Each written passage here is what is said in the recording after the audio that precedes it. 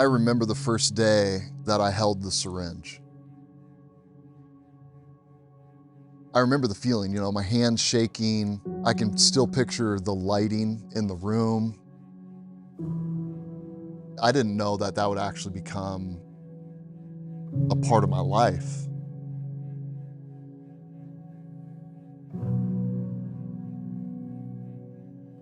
Earlier that same day, I had been working construction. I was in college, out working this job, get a phone call, and the boss is like, "Come on, we got to go back to the house." And I walk into the door of our boss, and he's like, "Tyler, I need you to pack up and head back. I just got a call from your family, and you need to go straight to the hospital." And I'm like, "What are you talking about? I was just working." And like I said, I didn't know that that would actually become a part of my life. And yet it did, ongoing, year after year, month after month, week after week, day after day. You hear that and you think about that and you're like, man, how could that be a good thing? The reality is it can be a good thing because it was insulin. And I just figured out that I was type 1 diabetic. It was this moment of realizing something's changing here. It wasn't on my radar. And yet that confusion and that mess, that web, all of the stuff is just, you kind of feel in that moment like, is life unraveling? What's going on? What does this mean? That's a perspective shift. Often what I've found is it's not just what we see in life, it's how we see what we see. My first thought, literally, I remember saying this, like, I don't do shots. The response was, well, you do now. And they handed me a needle. And I was like, well, I don't think I can do that. And they're like, well, you got to learn how to do that. And it was this weird collision because in this moment, hours earlier, hearing this news that I'm type 1 diabetic. Now I'm sitting in an office, they're handing me a syringe. I'm about to take a shot of insulin, which I didn't even know what insulin really was or what it did at that moment.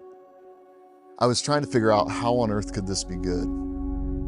In fact, part of my internal dialogue was, really, God? Like, after a life, not a perfect life, but a life that, has been focused on you and trying to do the right things.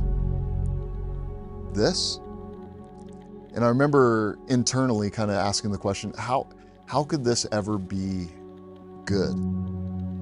Little did I know how God can use things that in the moment they don't feel good, but there's a scripture in the book of Romans that says this, that God works all things together for good. It doesn't say that he's making all things good, he's working all things together for good. As humans, we have this shared experience and the shared condition that life isn't always fair. There's a lot of days that life doesn't feel fun. I think for me, I'm just as capable as anybody else of like pouting, doubting, being frustrated, being angry about the hand that's dealt. But when those moments show up, even when we don't choose them, we can choose how we face them. Somebody, might be walking through a radically different type of mess right now. And the question is, if your only anchor is circumstances going like you want them to go, then you're going to be disappointed in life. But understand that anchor is really rooted in perspective. For those who say, well, my anchor is, I think life should be just as I define it and want it to be. The problem is life throws variables at you. And so your anchor is going to be shaken. All of us, we can lean into a greater reality. And what is that? It's that there is a God who's actually good. There's this story in the Bible where Jesus is with some of his friends. They're in a boat. And these guys, they were fishermen. They understood how water worked and how life should be. And They'd been through storms, they'd been through situations, they'd been through seasons. But it says this, that the disciples, they're in the boat and they begin to freak out because of the wind and the waves.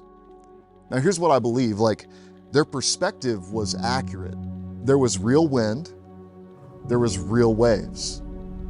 But Jesus says these words, fear not. Don't be afraid, because I'm here.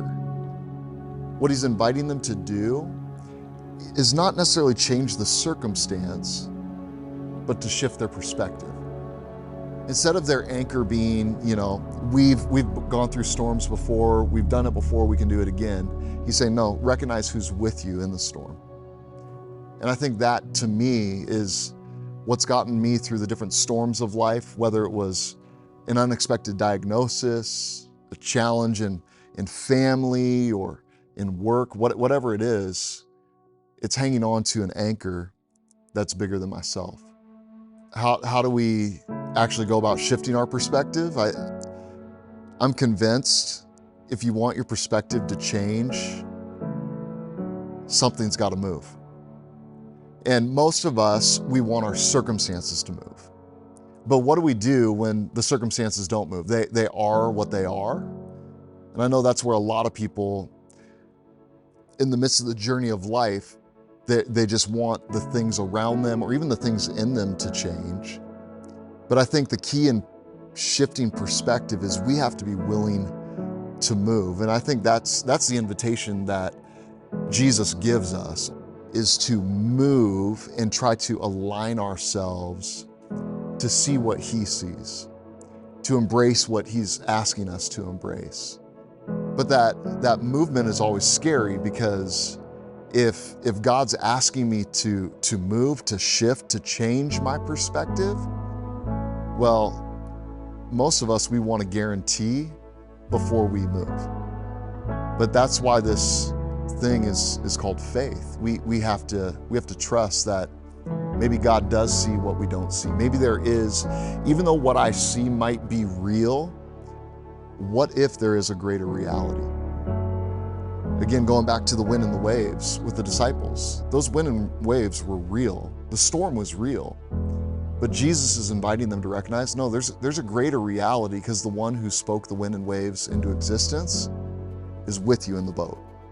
It can probably feel like a big ask for some of us to shift perspective to this idea that, okay, you're going through something, it's challenging, if life feels messy, therefore trust in something you can't see. Trust that there's someone bigger than you who actually has something good for you. And I've learned God's not afraid of our doubts. He's not afraid of our questions. You don't just have to do 180 degrees. Sometimes just a couple of degrees adds some clarity that you didn't have before. You begin to see things that you didn't see before. If we can lean in and let God bring us on a journey, and maybe it's 1 degree at a time. It really is true. Romans 8:28. God works all things together for good.